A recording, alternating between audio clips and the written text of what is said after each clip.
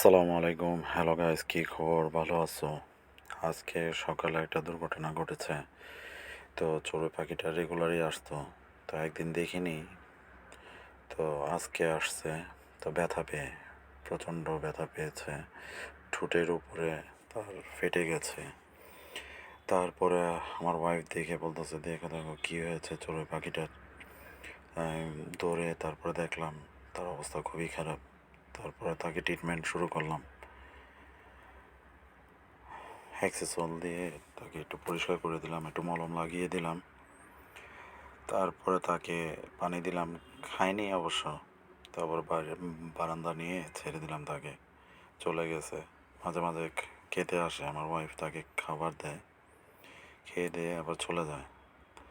তো আজকে দেখে খুব খারাপ লাগলো তাকে, তো আমার কাছে আসলো। তাকে ভালো মতো ট্রিটমেন্ট করলাম, করে দুইজন ছেড়ে দিলাম। যাই হোক, ওর জন্য দোয়া করবেন, আমাদের জন্য দোয়া করবেন, আমার ফ্যামিলির জন্য। সবাই ভালো থাকবেন। আল্লাহ হাফেজ। আসসালামু আলাইকুম।